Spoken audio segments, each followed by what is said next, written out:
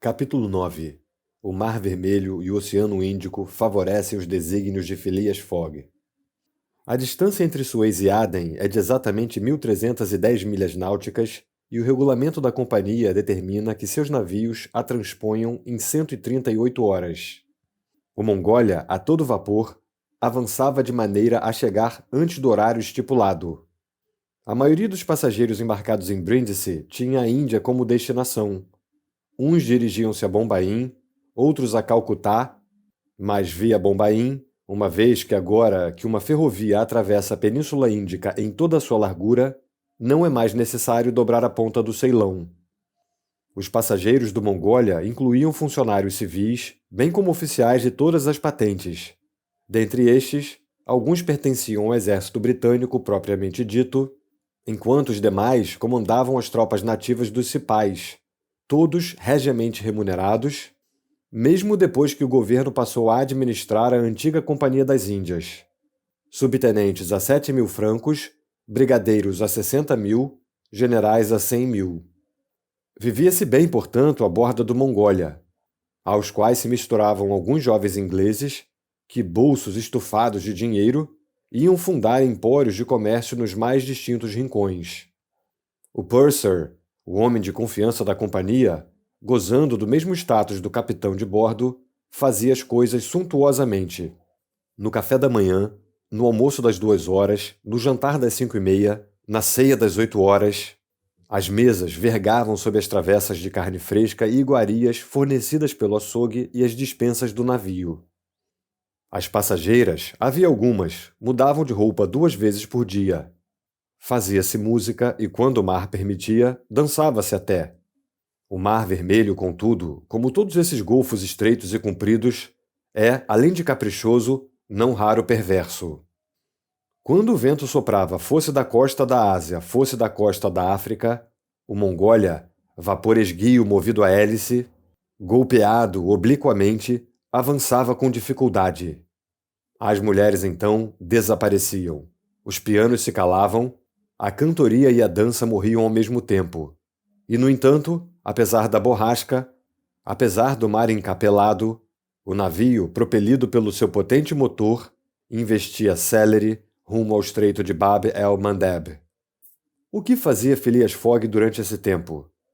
Seria crível que, inquieto e ansioso, se preocupasse com as viradas do vento, prejudiciais ao avanço do navio, com o mar revolto, passível de danificar o motor, enfim, com todas as possíveis avarias que, obrigando o Mongólia a atracar em algum porto, teriam comprometido sua viagem. Em absoluto, ou pelo menos se aquele gentleman pensava em tais eventualidades, nada deixava transparecer. Continuava a ser o homem impassível, o imperturbável membro do Reform Club, que nenhum incidente ou acidente era capaz de surpreender. Mostrava-se tão indiferente quanto os cronômetros de bordo. Era raro aparecer no convés. Não ligava muito para aquele Mar Vermelho, tão fecundo em recordações, palco das primeiras cenas históricas da humanidade. Não estava ali para conhecer as curiosas cidades semeadas em suas margens, cujo vulto pitoresco às vezes se delineava no horizonte. Nem sequer pensava nos perigos daquele Golfo Arábico, de que os antigos historiadores Estrabão, Arriano, Artemidoro, Edrise sempre falaram com pavor, e no qual os navegadores nunca se aventuraram antigamente, sem antes abençoar sua viagem com sacrifícios propiciatórios. O que fazia então aquele excêntrico encerrado no Mongólia? Em primeiro lugar, fazia suas 4 refeições diárias, sem que nunca o balanço ou o adernar do navio perturbassem organismo tão maravilhosamente regulado. Em segundo, jogava whist. Sim, encontrara parceiros, tão aficionados quanto ele. Um coletor de impostos a caminho de seu posto em Goa, um ministro, o reverendo Decimus Smith, que retornava a Bombaim, e um general de brigada do exército inglês que ia se juntar à tropa em Benares. Esses 3 passageiros dedicavam ao whist a mesma paixão que Mr. Fogg, e tão silenciosamente como ele, jogavam horas a fio. Quanto a Passepartout, não sentia um pingo de enjoo. Ocupava uma cabine da popa e também comia conscienciosamente. Cumpre explicar que, no fim das contas, aquela viagem, feita sob tais condições, não o desagradava nem um pouco. Tinha seu lado bom. Bem alimentado e alojado, não só conhecia terras novas, como repetia para si mesmo que toda aquela sandice terminaria em Bombaim. No dia seguinte à partida de Suez, 10 de outubro, não foi sem certa satisfação que deparou no convés com o solícito personagem a quem interpelara ao desembarcar no Egito. Se não me engano, abordou com seu sorriso mais afável, foi o senhor que tão simpaticamente me serviu de guia em Suez. Eu mesmo, respondeu o detetive. Estou reconhecendo-o. O senhor trabalha para aquele inglês excêntrico. Justamente, Mr. Fix. Mr. Fix, repetiu Passepartout. É uma satisfação encontrá-lo a bordo. A propósito, qual a sua destinação? Ora, Bombaim, como o senhor. Melhor não poderia ser? Acaso já fez essa viagem?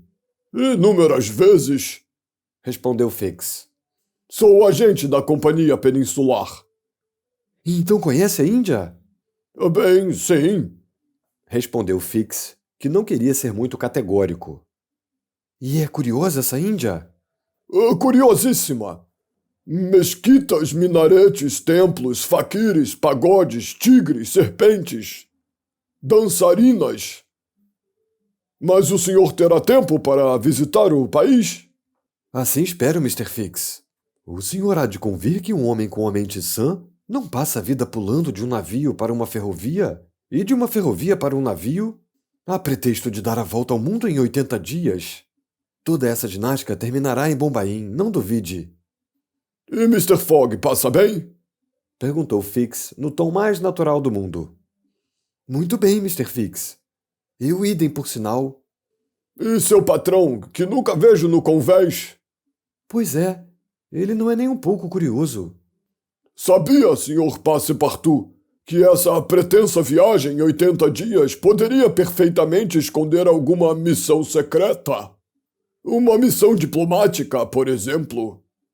Juro, Mr. Fix, que não sei nada sobre isso e, no fundo, confesso que não dou um tostão furado para saber. Após esse encontro, Passepartout e Fix conversaram muitas vezes. O inspetor de polícia fazia de tudo para aproximar-se do criado de Mr. Fogg. Aquele homem poderia vir a ser-lhe útil oportunamente. Convidava-o, sempre que possível, para tomar um whisky ou uma pale ale no bar room do Mongólia. Convites que o bom rapaz aceitava sem cerimônia e os quais, inclusive, retribuía para fazer boa figura, julgando, a propósito, o tal de Fix um cavalheiro muito decente. Enquanto isso, o navio avançava célere. No dia 13, avistaram Mocha, cercada por seu cinturão de muralhas em ruínas, por sobre as quais apontavam algumas tamareiras verdejantes. Ao longe, nas montanhas, estendiam-se vastos cafezais. Passepartout, extasiado, chegou a comparar a célebre cidade, com seus muros circulares e um forte desativado que lembrava uma alça, a uma imensa xícara. À noite, o Mongólia atravessou o estreito de Bab el-Mandeb, cujo nome árabe significa a Porta das Lágrimas. E no dia seguinte, dia 14, fazia escala em Steamer Point, no noroeste da Baía de Aden. Era lá que devia renovar seu estoque de carvão. É questão grave e importante o abastecimento dos porões dos navios a tamanhas distâncias dos centros produtores. Só nisso, a Companhia Peninsular gastava anualmente algo em torno de 800 mil libras esterlinas. Foi preciso, com efeito, instalar postos de abastecimento em diversos portos, e naqueles mares longínquos a tonelada de carvão terminava saindo a 80 francos. O Mongólia ainda tinha 1.650 milhas pela frente antes de alcançar Bombaim e precisava permanecer 4 horas em Steamer Point para completar seus paióis. Aquela escala, contudo, não prejudicava de forma alguma a programação de Phileas Fogg. Aliás, o Mongólia, em vez de chegar a Aden apenas em 15 de outubro pela manhã, aportou ali no dia 14, o que representava um ganho de 15 horas. Mr. Fogg e seu criado desembarcaram, pois o gentleman desejava pegar o visto em seu passaporte. Fix, sem ser notado, seguiu-o. Cumprida a formalidade do visto, Phileas Fogg retornou a bordo para continuar a partida interrompida. Passepartout, por sua vez, conforme seu costume, passeou em meio a somalis, banianos, parsis, judeus, árabes e europeus, componentes da população de 25 mil habitantes de Aden. Admirou as fortificações que fazem dessa cidade o Gibraltar do Oceano Índico, e magníficas cisternas, nas quais ainda trabalhavam os engenheiros ingleses, 2000 anos depois dos engenheiros do rei Salomão. Curioso, muito curioso, ruminava Passepartout, de volta a bordo. Percebo agora que não é inútil viajar se quisermos ver novidade. Às 6 da tarde, as pás da hélice do Mongólia fustigavam as águas da Baía de Aden e dali a pouco o navio singrava o Oceano Índico. Tinha 168 horas para realizar a travessia entre Aden e Bombaim. De resto, o Oceano Índico lhe foi favorável. O vento manteve-se no noroeste. As velas vieram ajudar o vapor. A embarcação, mais estável, jogou menos. Os passageiros, em toaletes renovadas, reapareceram no convés. Cantorias e danças recomeçaram. A viagem transcorreu nas melhores condições possíveis. Passepartout estava encantado com o amável companheiro que o acaso lhe proporcionara na pessoa de Fix.